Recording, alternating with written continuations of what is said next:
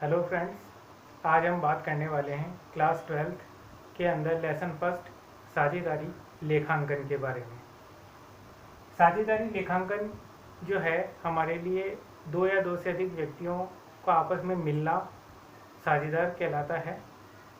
तो व्यवसाय होता क्या है, किस प्रकार के अंदर इसमें इसकी आवश्यकता पड़ेगी, सब व्यक्तियों को साझेदारी व्यवसाय करना चाहिए नहीं करना चाहिए, तो अब हम इसे समझने का प्रयास करेंगे।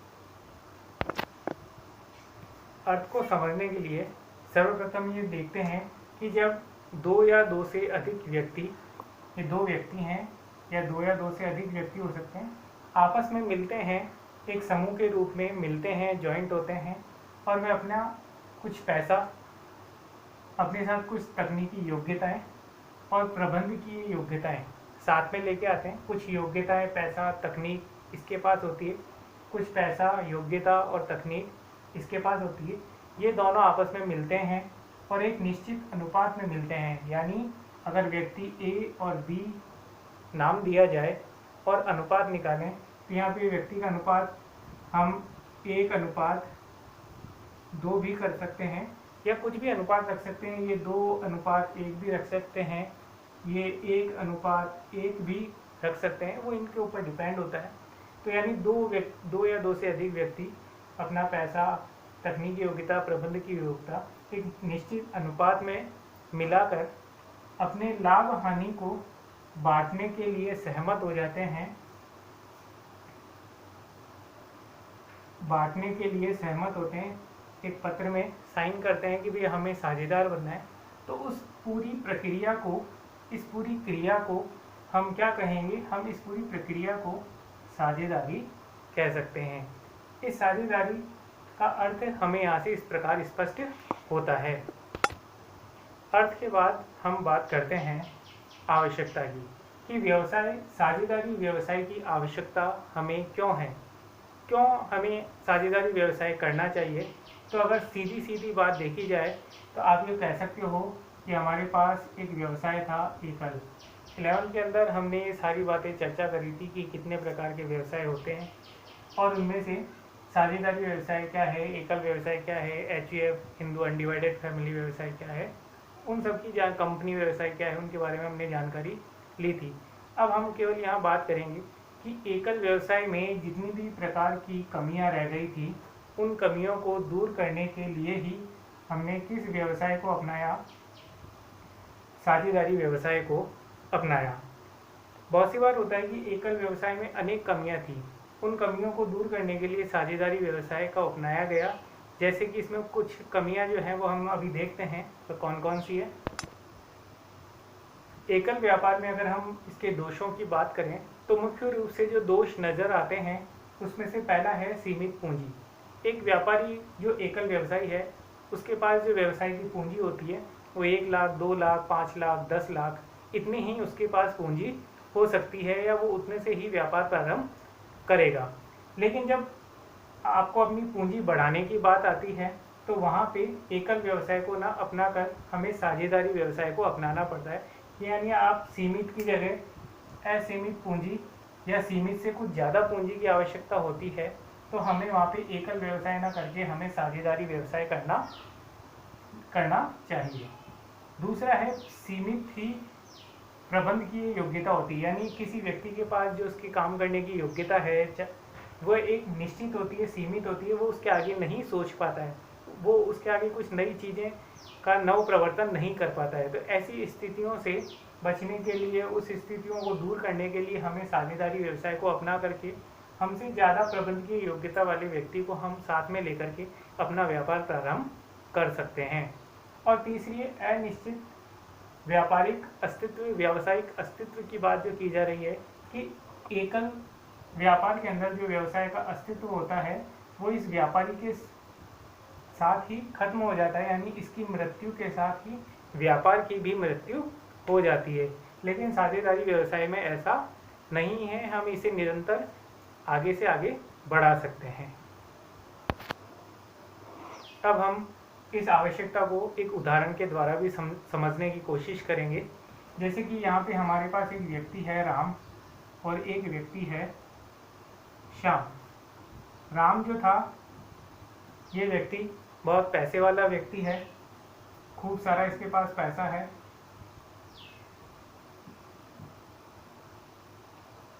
इस पैसे के साथ लेकिन इसके पास जो एजुकेशन है, जो ज्ञान है, जो काम व्यवसाय को चलाने की जो क्रिया है, वो इसके पास बिल्कुल भी नहीं है। यानी इस व्यक्ति के पास केवल पैसा है।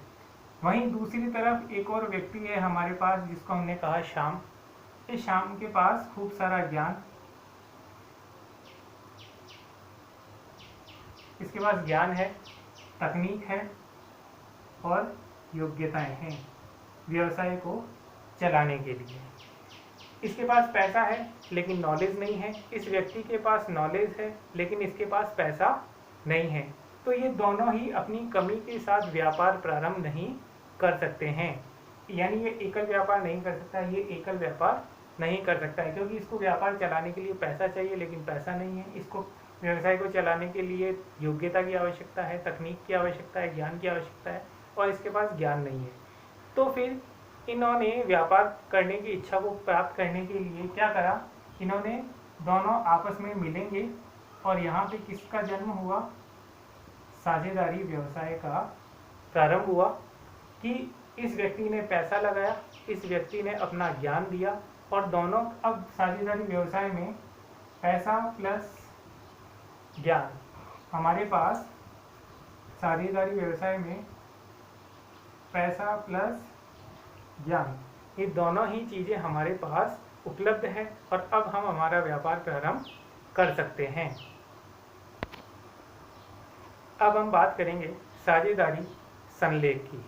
साझेदारी संलेख जो है इस प्रकार से समझेंगे कि जिस प्रकार किसी व्यक्ति के घर में जब परिवार के सभी सदस्य रहते हैं और उनमें किसी भी प्रकार का मतभेद, किसी बात से मनमुटाव हो जाता है, तो उसे सुलझाने के लिए घर के बड़े लोग कुछ नियम कायदे बनाते हैं और उसी के अनुसार चलते हैं ताकि सभी लोग सुव्यवस्थित तरीके से परिवार को चला सकें।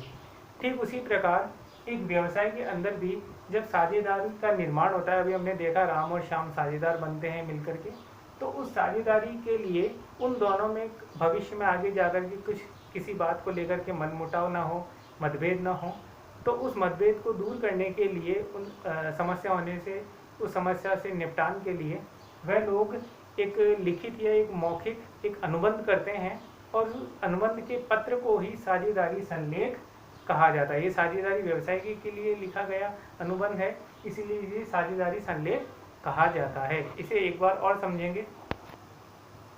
देखिए, साझेदारों के मध्य संबंध का निर्माण करने के लिए, अनुबंधों का निर्माण करने के लिए या भविष्य में होने वाले जितने भी प्रकार के मतभेद हैं उनका निपटारा करने के लिए इन साझेदारों के मध्य, चाहे वो A, B, C, D, E कितने भी हो सकते हैं, 2 या 2 से अधिक होने चाहिए, उन सभी के मध्य लिखित यानी लिखा गया या फिर मौखिक मुंह से एक दूसरे के द्वारा दिया गया वचन, लिखित या मौखिक किया गया अनुबंध ही हमारे लिए क्या कहलाता है, साझेदारी संलेख कहलाता है। तो हमें समझ में आया कि साझेदारी संलेख क्या है, कि 2 या 2 से अधिक साझेदारों के मध्य संबंध निर्माण, अनुबंध निर्माण और मतभेद निपटारे के लिए लिखित और मौखिक किया गया अनुबंध ही साझेदारी संलेख कहलाता है। ज़्यादातर लिखित के अंदर साझेदारी संलेख होना अच्छा माना गया है। अब अगर बात की जाए कि साझेदारी संलेख तो चलो हो गया, अब कभी कभी ये समस्याएं आती है कि मान लो किसी व्यवसाय में साझेदारों ने साझेदारी संलेख नहीं किया, तो फिर क्या समस्याएं आती है और उनका निपटारा किस प्रकार किया जाता है।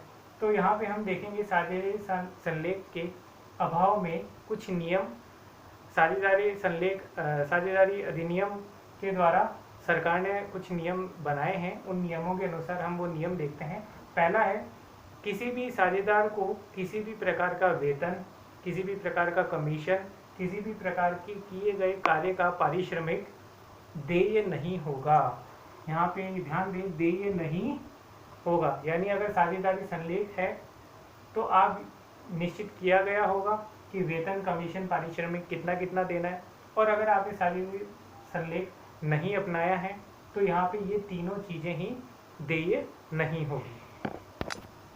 दूसरा जो नियम है वो ये है कि प्रॉफिट एंड लॉस का समान अनुपात में वितरण होगा। अगर आपने साझेदारी संलेख बना रखा है और आप कहते हो कि हमारा अनुपात 2:1, 1:1, तो आप इसके अनुसार अपने लाभ और हानि को बांट सकते हैं। लेकिन अगर आपके पास साझेदारी संलेख नहीं है तो वहाँ पे स्थितियाँ आपका समान अनुपात यानी 1:1, यानी बराबर आपको लाभ बांटने हैं और बराबर आपको हानियाँ बांटनी होगी। थर्ड पॉइंट जो है वो ये समझाता है कि व्यवसाय साझेदारी संलेख के अभाव में हमारे व्यवसाय में कोई भी साझेदार पूंजी लगाता है तो उस पूंजी पर दिया गया ब्याज या कोई साझेदार आहरण करता है तो उस आहरण पर लिया गया ब्याज, अगर साझेदारी संलेख है तो जो अनुपात बता रखें जो प्रतिशत है उसके अनुसार दिया जाएगा। अगर ये नहीं है, अभाव है, तो उस स्थिति पर यहाँ पर ब्याज नहीं होगा। यहाँ पे ध्यान रखें, नहीं होगा, यानी पूंजी पर ब्याज और आहरण पर ब्याज नहीं होगा, हमें इसका उपयोग नहीं करना है। अब फोर्थ पॉइंट जो है कि साझेदारों द्वारा अतिरिक्त पूंजी या ऋण व्यवसाय को दिया जाता है। यदि कोई साझेदार अपने व्यवसाय में अतिरिक्त पूंजी लगाता है या कोई किसी प्रकार का ऋण देता है तो उस पे लगने वाला ब्याज अगर साझेदारी संलेख है तो जो प्रतिशत बताई गई है उसके अनुसार होगा, और अगर इसका अभाव होता है तो उस स्थिति में इन दोनों ही स्थितियां पूंजी, अतिरिक्त पूंजी और ऋण पे दिए गए ब्याज के लिए 6% वार्षिक ब्याज लगाया जाएगा। ये नियम को हमें अपनाना होगा। इन सारे नियमों को आप याद रखें। अभाव होने की स्थिति में ये सारे पॉइंट्स रहेंगे। कुछ पॉइंट और हैं, देखते हैं।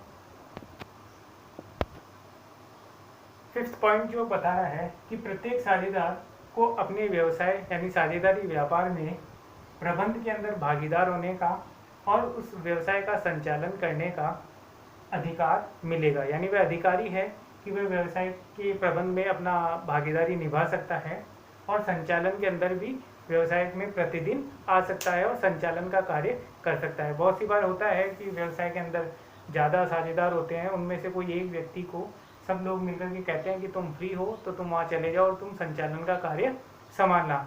लेकिन अभाव की स्थिति में सभी साझेदार के ऊपर ये बात लागू हो जाती है कि वो प्रबंध में हिस्सेदारी भी ले सकते हैं, भागीदारी और संचालन का अधिकार भी उनको प्राप्त हो जाता है।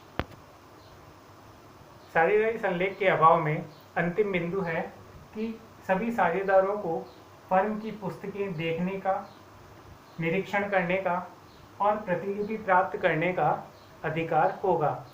वो व्यक्ति, साझेदार सभी व्यक्ति कभी भी व्यवसाय की पुस्तकें देख सकते हैं, उनका निरीक्षण कर सकते हैं और उनकी प्रतिलिपि, फोटोकॉपी अपने पास मांगने का अधिकार उन्हें प्राप्त हो जाता है। आज की क्लास इतनी ही। अगली क्लास में हम पढ़ेंगे कि साझेदारों के मध्य लाभों का बंटवारा किस प्रकार किया जाता है। उसकी जानकारी हम नेक्स्ट एपिसोड के अंदर देखेंगे।